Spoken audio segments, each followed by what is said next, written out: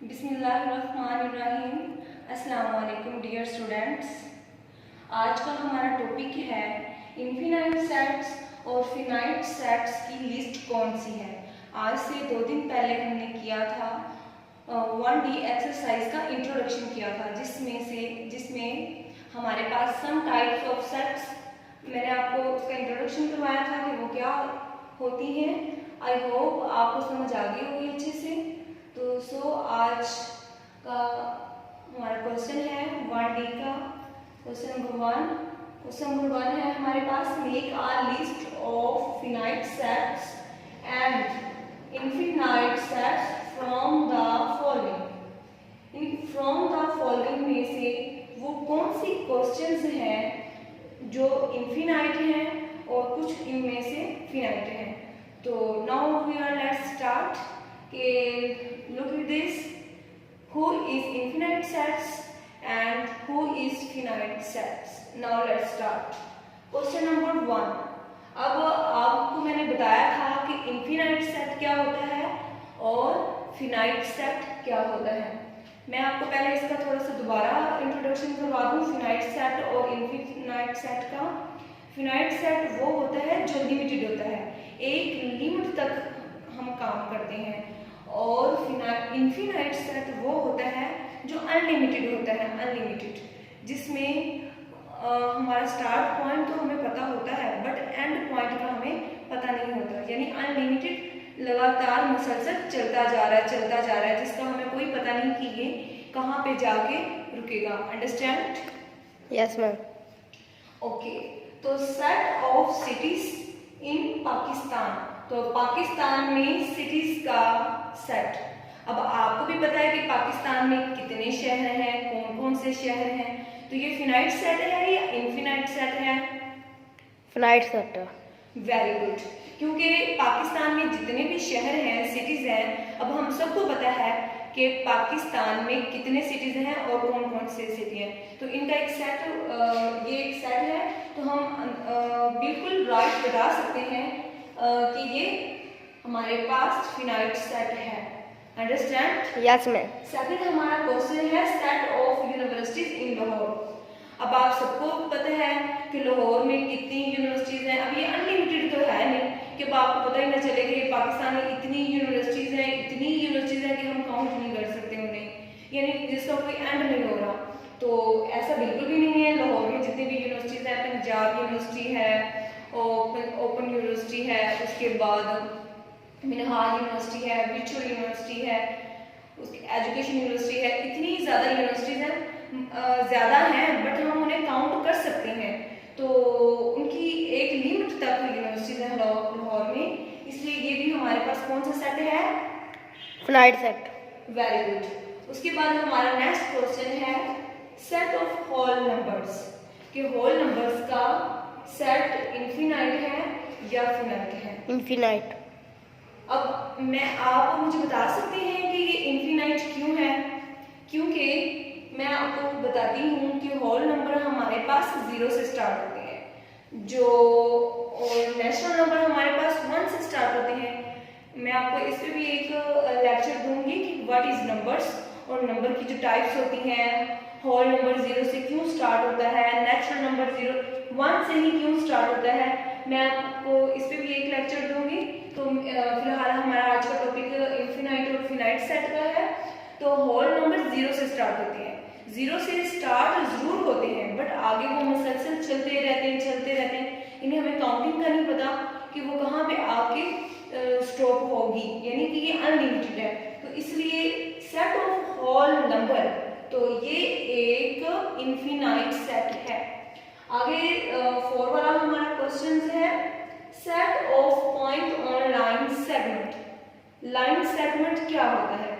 Line segment वो होती है जिसके 2 एंड पॉइंट होते हैं, यानी कि हमें स्टार्ट पॉइंट का भी पता होता है और एंड पॉइंट का भी पता होता है। बस यही समझ लें कि लिमिटेड है ये, कि एक होती है रे का वो होती है जिसका 1 एंड पॉइंट होता है। 1 एंड पॉइंट ये हो गया कि जैसे हमें स्टार्ट पॉइंट तो पता है बट एंड पॉइंट पता ही नहीं है, तो वो होती है रे। और सेगमेंट वो होती है जिसके 2 एंड पॉइंट होते हैं, यानी स्टार्ट पॉइंट भी पता है और एंड पॉइंट भी पता है। चलिए मैं आपको इसकी डायग्राम से समझाती हूँ कि लाइन सेगमेंट हमारे पास है क्या।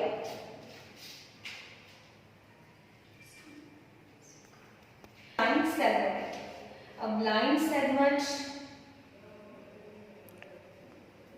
ये हमारे पास लाइन सेगमेंट है। लाइन ये इसकी टू एंड पॉइंट है। ये कौन सी है? टू एंड पॉइंट, यानी हमें ये भी पता है कि ये स्टार्ट कहाँ पे हो रही है, ये भी पता है कि ये एंड कहाँ पे हो रही है। अब मैं एक और रे आपको बताना चाहती हूँ जिससे आपको समझ में आ जाएगी कि सेगमेंट है क्या।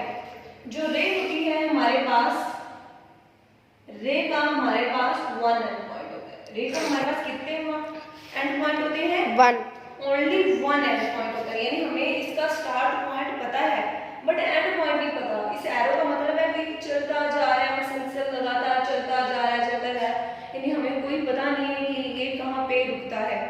जैसे सपोज दैट सी की एग्जांपल देंगे, समंदर है कि हमें उसका पता नहीं है कि वो कहाँ पे खत्म हो रहा है। तो ऐसे ही ये हमारे पास रे है, स्टार्ट पॉइंट का तो पता है बट एंड का नहीं पता। और जो लाइन सेगमेंट होती है वो हमारे पास स्टार्ट पॉइंट का भी पता होता है और एंड पॉइंट का भी पता होता है। I hope are you understand? Yes ma'am. चलिए हम नेक्स्ट क्वेश्चन करते हैं। मैं आपको इसके बारे में बताती हूँ। अब आपको समझ आ गई होगी कि फिनाइट सेट है या इनफिनाइट सेट है, बताएं मुझे। ये फिनाइट सेट है। वेरी गुड, फिनाइट सेट है क्योंकि लाइन सेगमेंट एक लिमिटेड होती है। लिमिट होती है कि हमें उसका स्टार्ट पॉइंट का भी पता होता है, एंड पॉइंट का भी पता होता है, एक लिमिट तक होती है। उसके बाद हमारा नेक्स्ट क्वेश्चन है सेट ऑफ नेगेटिव इंटीजर्स। अब नेगेटिव इंटीजर्स क्या होते हैं? जो हमारे पास पॉजिटिव इंटीजर्स होते हैं, कुछ नेगेटिव इंटीजर्स होते हैं, तो वो होती है हमारे पास काउंटिंग ही है, बट ये कि वो नेगेटिव होती है। नेगेटिव मैं आपको थोड़ा सा बता दूं कि नेगेटिव कैसी होती है। सपोज दैट -1, -2, -3, -4 सो ऑन चलती जा रही है। ओके, तो ये हमारे पास नेगेटिव इंटीजर्स है। पॉजिटिव इंटीजर्स क्या होते हैं? 1, 2, 3, 4, जिसके साथ कोई साइन नहीं होता वो पॉजिटिव इंटीजर्स होते हैं, और जिसके साथ माइनस का साइन होता है वो नेगेटिव इंटीजर्स होते हैं। तो नेगेटिव इंटीजर्स भी अनलिमिटेड है, तो इसलिए ये हमारे पास जो क्वेश्चन है वो हो गया infinite. Very good. Finite, finite. Second last वाला हमारा क्वेश्चन है set of vowels of the alphabet. अब अल्फाबेट तो ए टू जी ही होते हैं हमारे पास, ऐसे ही है ना? यस। अल्फाबेट हमारे पास ए टू जी होते हैं, इसलिए आपको भी पता है कि अल्फाबेट में वॉवल्स कौन से होते हैं? ए, ई, आई, ओ, यू। तो ये वॉवल्स हैं, यानी कि एक लिमिटेड है, हमें पता है कौन कौन से हैं, लिमिटेड है। तो ये इनफिनाइट सेट होगा या finite? Infinite. Very good, finite set. Understand? Yes. Two है make a list of the pairs of set which are equal from the following. From the following में से कौन से क्वेश्चन है जो इक्वल है? अब पहले क्वेश्चन करवाने से पहले मैं आपको बता दूं कि व्हाट इज इक्वल। इक्वल क्या है? मैंने आपको पहले भी लेक्चर में सारे टाइप्स ऑफ बता चुकी हूँ, तो मैं आपको दोबारा रिपीट करवा रही हूँ कि इक्वल क्या है।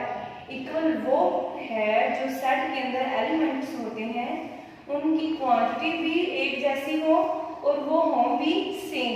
सपोज दैट एक सेट में अगर ए बी सी है तो दूसरे सेट में भी ए बी सी होना चाहिए, यानी तादाद बराबर होनी चाहिए और तादाद सेम भी होनी चाहिए। ओके, समझ आ गई? Yes ma'am.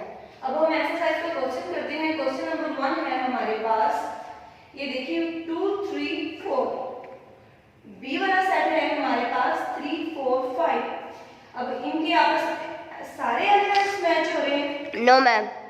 नो, इनकी क्वांटिटी एक जैसी है, एक में मीन इनकी क्वांटिटी बराबर है, तादाद एक जितनी है। 1, 2, 3, 1, 2, 3 तादाद बराबर है बट सेम नहीं है। क्यों सेम नहीं है? क्योंकि 3, 4 है, उधर भी 3, 4 है, उधर 5 है, इधर 2 है। Okay, yes ma'am. ये तो ये इक्वल सेट हुआ या no? No. Very good. Equal set क्यों नहीं है? क्योंकि अगर एक वर्ड भी चेंज हो जाए तो वो इक्वल सेट नहीं कहलाएगा। ओके, इक्वल सेट होने के लिए दो या दो से ज्यादा सेट की तादाद भी बराबर होनी चाहिए और वो सेम भी होनी चाहिए। उसके बाद हमारा नेक्स्ट क्वेश्चन है, ए हमारा है ब्रैकेट के अंदर 0 है, यानी कि ब्रैकेट के अंदर कुछ ना कुछ है। ठीक है, ये एम्प्टी सेट नहीं है। अगर 0 लिखा हुआ है तो ये एम्प्टी सेट बिल्कुल भी नहीं है, क्योंकि ब्रैकेट के अंदर 0 लिखा हुआ है ना, 0 एक होल नंबर है। उसके बाद 2 जो बी वाला सेट है हमारे पास, वो एम्प्टी सेट है। ठीक है, यस, ये एम्प्टी सेट है और इस सेट में 1 इंटीजर है। ठीक है, Yes. 1 integer whole number. तो बताएं ये इक्वल हुआ या नहीं?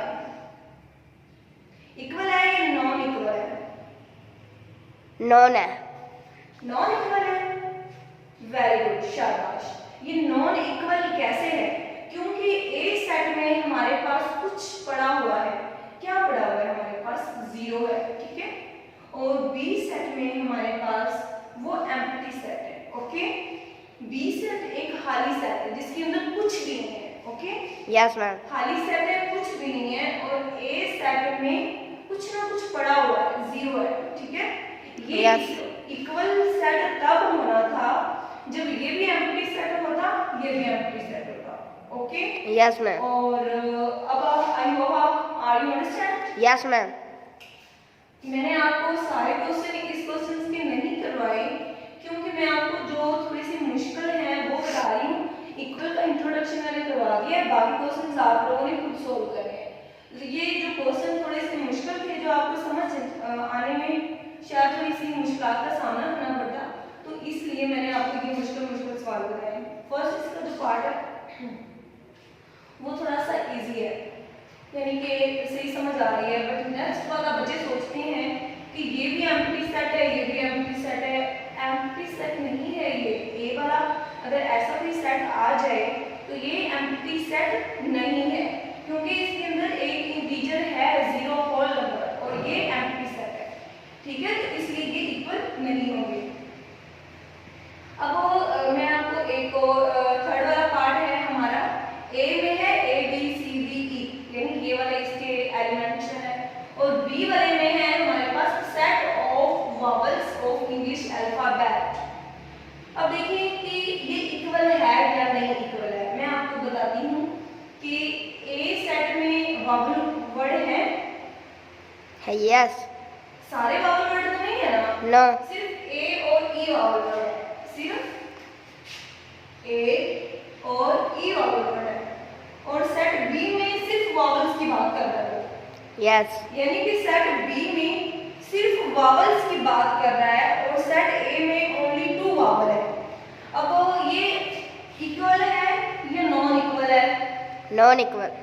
वेरी गुड, क्योंकि अगर वो सेट बी वॉवल्स की बात कर रहा है, सेट बी में सारे वॉवल्स हैं, तो फिर सेट ए में भी सारे वॉवल्स होने चाहिए थे। अगर इधर भी वॉवल्स होते और बी में भी वॉवल्स होते, फिर ये इक्वल होना था। Okay, yes ma'am. चलिए मैं आपको इक्वल की एक एग्जांपल देती हूँ कि हमारे पास इक्वल सेट कैसे होते हैं। ये हमारे पास ए सेट है, ए सेट के अंदर ए बी सी।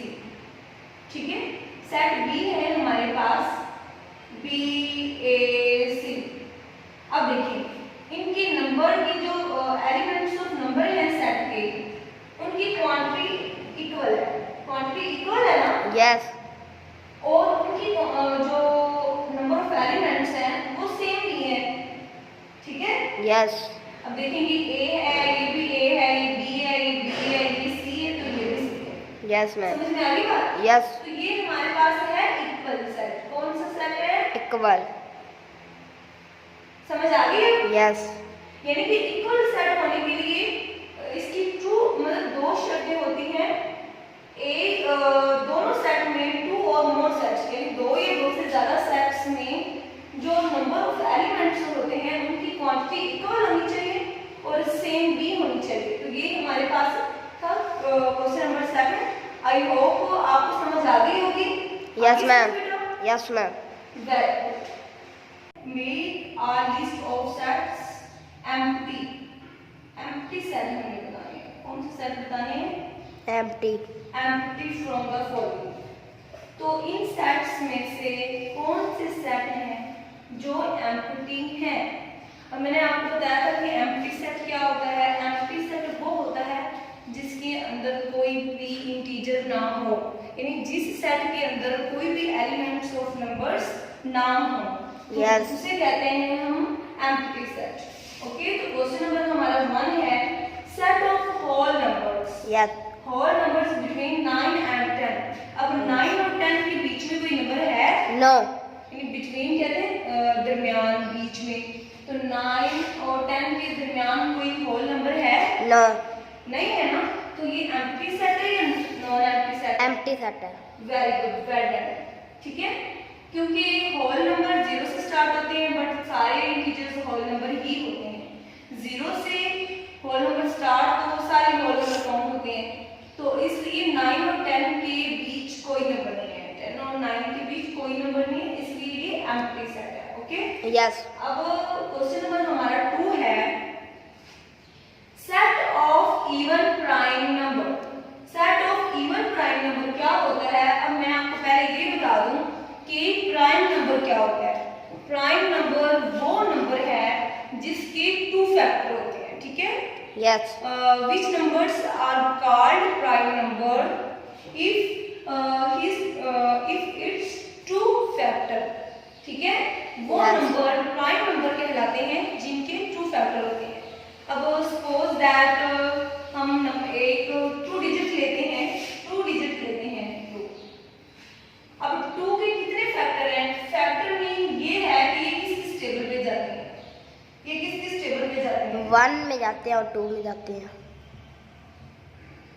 ये किस किस टेबल पे जाते हैं? ये 1 के टेबल पे जाता है और 2 के टेबल पे जाता है। 3 किस टेबल पे जाता है? 1 पे और 3 पे। Very good. और 4? 1 पे, 2 पे और 4 पे। Very good. 5? 1 पे और 5 पे। शाबाश। 6? 1 पे, 2 पे, 3 पे, 6 पे। शाबाश, वेरी गुड। अब ये देख लें, मैंने कहा है कि वो सेट, वो प्राइम नंबर जिनके प्राइम नंबर वो होती हैं जिनके 2 फैक्टर होते हैं। तो 2 हमारे पास इसके 2 फैक्टर हैं, यानी 2 टेबल पे जा रहा है। एक वो अपने टेबल पे जाता है, एक वो खुद के टेबल पे जाता है। ठीक है, एक 1 के टेबल पे जाता है और एक वो खुद के टेबल पे जाता है। तो इसके 2 फैक्टर हैं। अब 3 के भी 2 फैक्टर हैं क्योंकि ये 2 टेबल पे जा रहा है। अब 5 के भी 2 फैक्टर हैं। अब देखिए, मिस्टेक पता नहीं क्यों हो रही है जी। अब देखिए 4 जो है वो उसके 3 फैक्टर हैं, यानी 3 टेबल पे जा रहा है, तो ये हमारे पास प्राइम नंबर नहीं है। उसके बाद 6 में हमारे पास 4 टेबल पे जा रहा है, तो 6 भी हमारे पास प्राइम नंबर नहीं है। प्राइम नंबर हमारे पास वो है जो सिर्फ 2 टेबल पे जाते हैं। ठीक है, Yes. सिर्फ 2 जिसके 2 फैक्टर होते हैं ओनली। सपोज दैट एक वो खुद के टेबल पे जाता है और एक 1 के टेबल पे जाता है, इसे हम कहते हैं प्राइम नंबर्स। ठीक है, Yes. तो 2 एक ऐसा नंबर है, 2 एक ऐसा नंबर है जो प्राइम भी हो और इवन भी हो। ठीक है, Yes. तो वो है नंबर हमारे पास 2। अब देखिए 2 के 2 फैक्टर है, तो ये इवन भी है, ये प्राइम भी है, तो इसके अंदर नंबर तो है ना? Yes. तो ये एम्प्टी सेट है या non empty set? Empty set है। नो बेटा, ये नॉन एम्प्टी सेट है। Set of even primes. Okay, यानी कि इवन 2 डिजिट हमारे पास ऐसा है जो इवन भी है, प्राइम भी है, यानी सेट के अंदर हमारे पास 2 है। समझ में आ गई बात? Yes. 2 हमारे पास इवन भी है और प्राइम भी है। समझ में आ गई बात? Yes. तो ये एम्प्टी नहीं है क्योंकि सेट के अंदर कोई नंबर है। उसके बाद है हमारा थर्ड वाला। अब थर्ड वाला हमारा जो क्वेश्चन है वो है set of integers between 4 and 6। तो हमें 4 एंड 6 के बिटवीन इंटीजर्स कौन सा है? अब देखिए 4 के बाद 5 आता है, मैं आपको बताती हूँ। 4 के बाद 5 है, 5 के आफ्टर 5 6। अब देखिए 4 और 6 के बिटवीन कोई नंबर है हमारे पास जो है 5। तो सेट में हमारे पास होगा 5। तो ये एम्प्टी सेट है या नॉन एम्प्टी सेट है? नॉन एम्प्टी सेट है। वेरी गुड, क्योंकि सेट के अंदर कोई नंबर है। ओके, अब Yes. सेट के अंदर कोई भी नंबर नहीं है तो ये एम्प्टी सेट है।